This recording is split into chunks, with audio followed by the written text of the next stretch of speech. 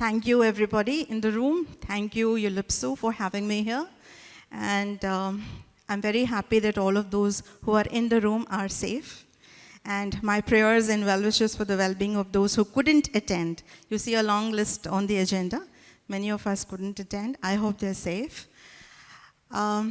We have heard a number of speakers, and I joined late. So I might be maybe echoing some ideas and issues that have already been spoken. So please bear with me if I'm repeating.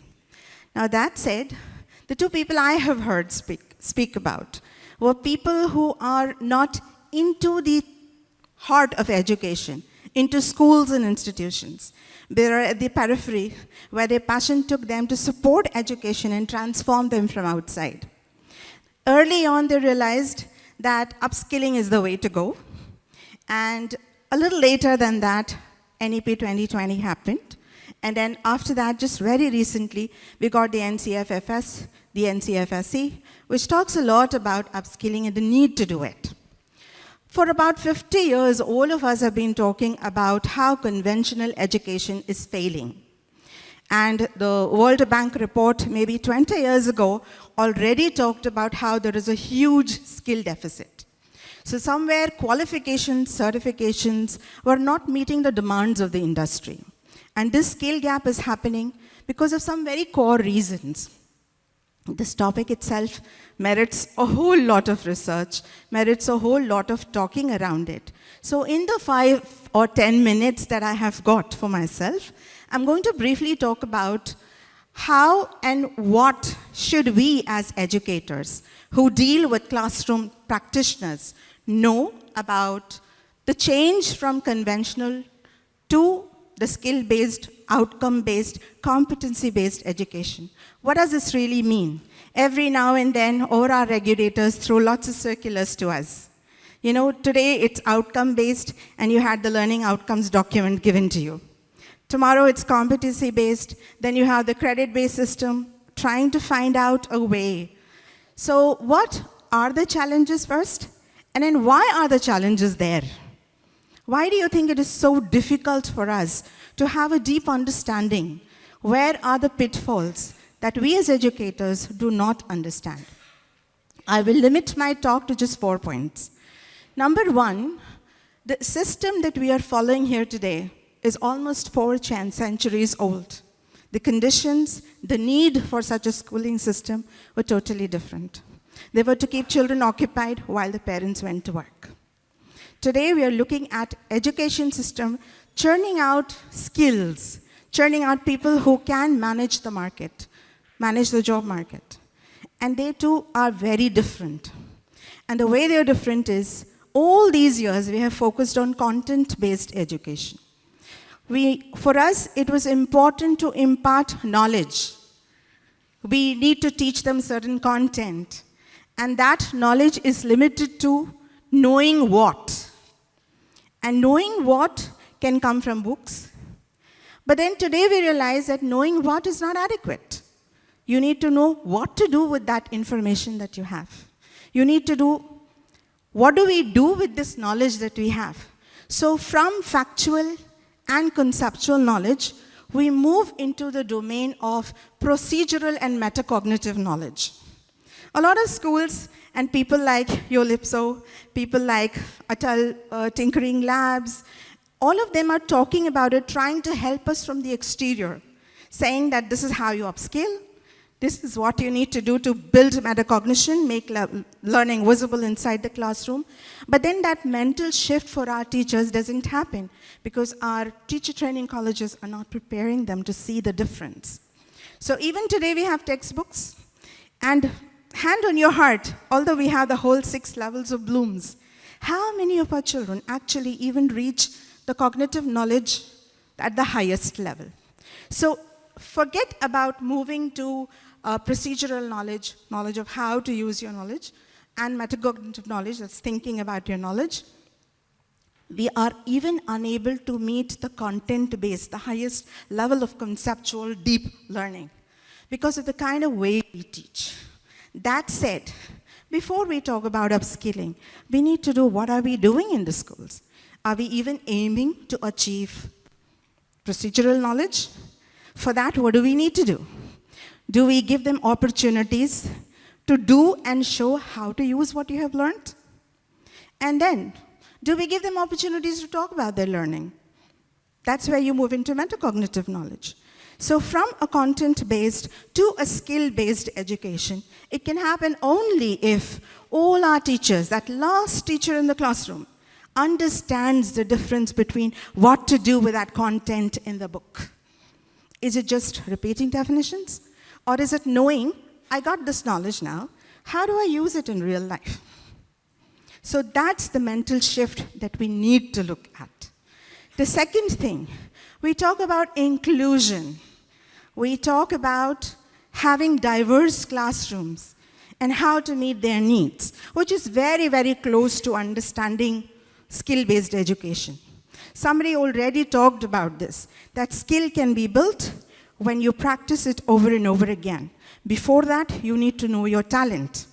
You need to be self-aware.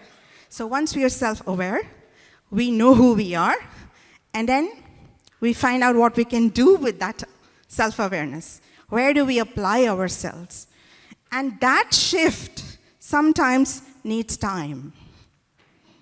Very often in schools, those of us, how many of us, I think a large chunk of this audience is in the school somewhere? Yes? The show of hands? Right, so how many of us really think that every time a new circular comes, every time there is a shift in thought, in pedagogy, or in assessments, our teachers say, yeah, all that is done, but how are we going to finish the syllabus? How are we going to deal with that content?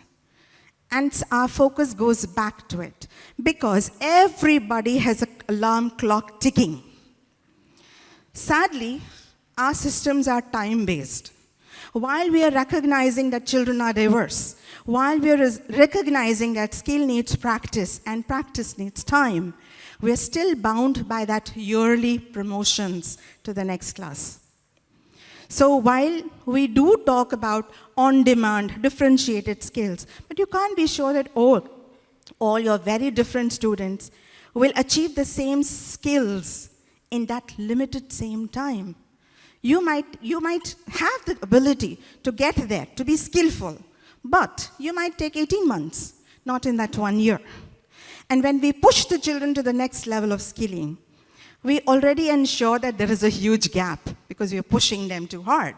And by the time they get to the end and into tertiary education, that skill deficit is too huge to bridge. So that's where Lipso comes in, trying to fit in that in your regular curriculum. You must say, you always talk about this. You say it's mapped to your curriculum. So why are we unable to use these products? Because somewhere our understanding of these issues is not deep. The third issue that I talk about is the issue of measurement. We all know how to measure temperature. We all know how to measure height, weight. Can you measure learning? What is standardization? And how do you measure skills? So we are grappling with multiple kinds of assessment. The biggest failure is CCE, because we were not able to implement it because we are not understanding the heart of it.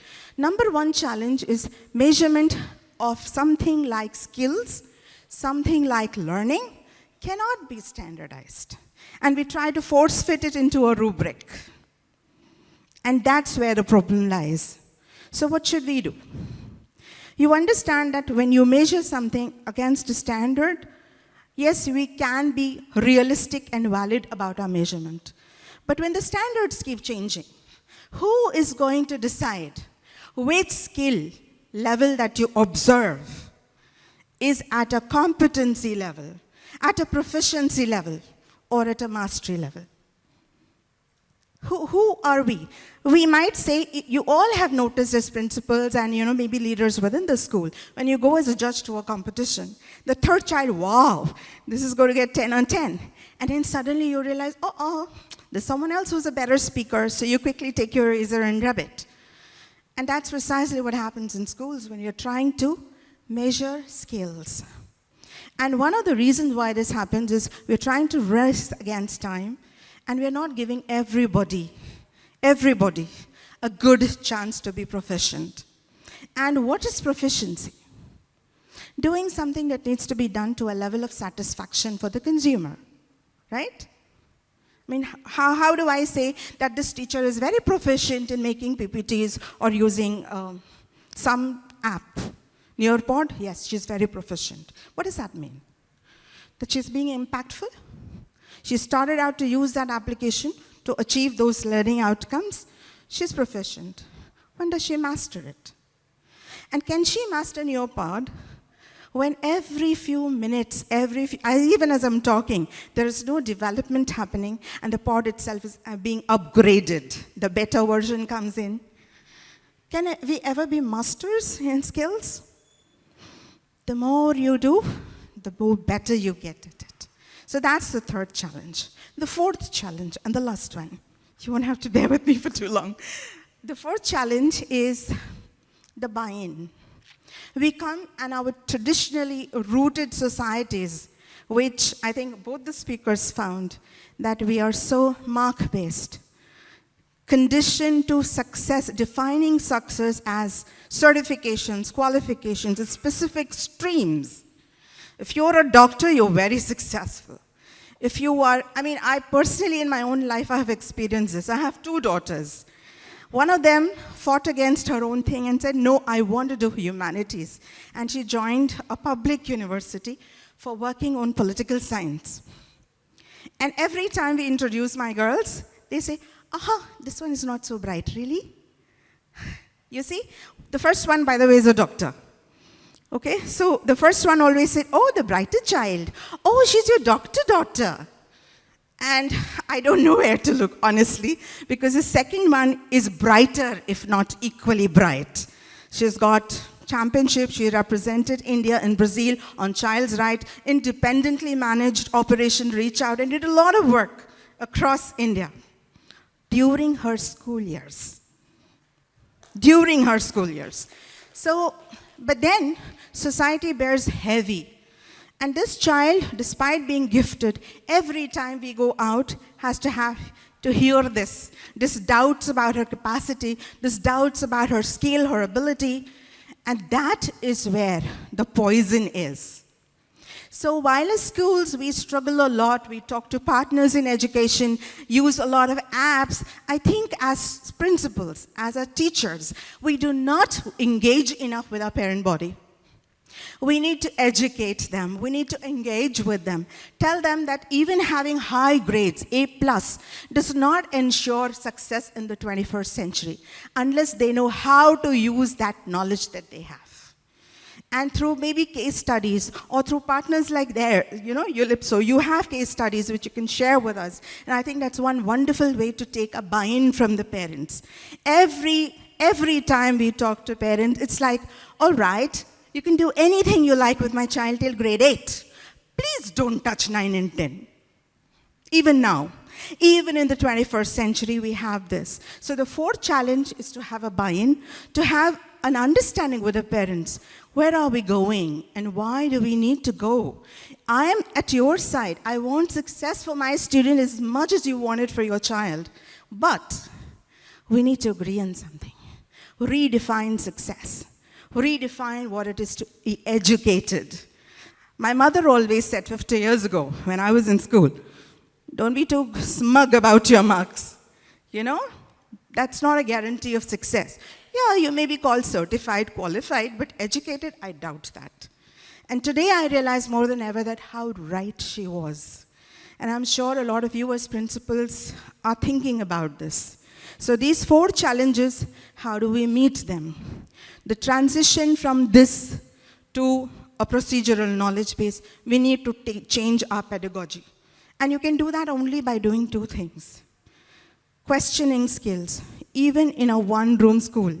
You heard in the intro that I worked with Azim Premji Foundation, where I worked with from Tamil Nadu to the SMC schools in Srinagar. We went and trained, CEOs, the ZRPs, the zonal people, CBSE resource people. And that is the one single thing that I, over my experience, have understood.